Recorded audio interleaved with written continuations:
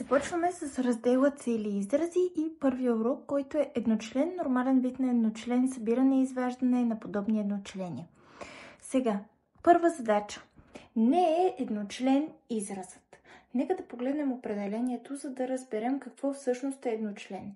Цял израз, който е константа, променлива или произведение от константи и променливи, се нарича едночлен.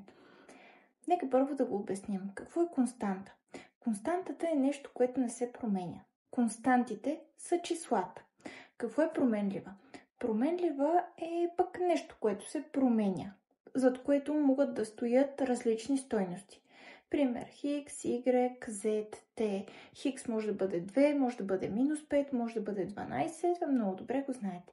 Или произведение от константи и променливи. Тоест, примерно, 2xy, минус 3x на втора z и така нататък. И сега, нека видим кой израз не е едночлен. Започваме от а подусловие. Минус а хикс. Минус 3а хикс. Това едночлен ли е? Да, тук имаме произведение. Б подусловие. 4 пети, б хикс на втора, y на трета, хикс. Отново произведение. В 5 хикс минус 34 z на втора. Тук имаме действие изваждане, значи този израз не е едночлен. И сме готови. Задача втора. Представете едночлените в нормален вид и определете коефициентите им. Отново нека погледнем определението. Нормален вид на едночлен е такова представяне на едночлена, в което има само един числов множител, който е поставен на първо място, а всяко произведение от еднакви букви е записано като степен. На първо място се записват коефициентът на едночлена. Какво има предвид? Нека го покажем с задачата. Има само един числов множител, който записваме на първо място. Тоест, ако имаме числа, ги умножаваме, а пък ако нямаме, както е в а подусловие, просто записваме 6.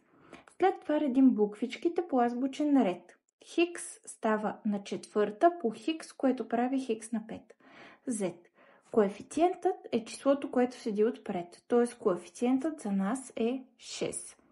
Б подусловие. Отново имаме само едно число, значи казваме минус 12, хикс, y и z по z на втора прави z на трета. Коефициент минус 12. В 1 втора а става на пета, z на втора. Коефициент 1 втора. И г.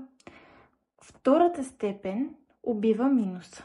И трябва всяко да го повдигнем на втора, т.е. 3 на втора прави 9, хикс става на четвърта, y на четвърта. Коефициент 9. Да подусловие. Имаме минус, защото минус по плюс прави минус. Умножаваме 2 по 5, 10. И започваме с буквичките. Хикс е на трета, y е на пета и b на втора. Коефициент минус 10. Остава ни г. 9,3 го преписвам. Имам веднъж хикс на втора и веднъж хикс на четвърта, като разкрия скобите, т.е. става хикс на 6. Y на втора, z на четвърта. Коефициент 9,3.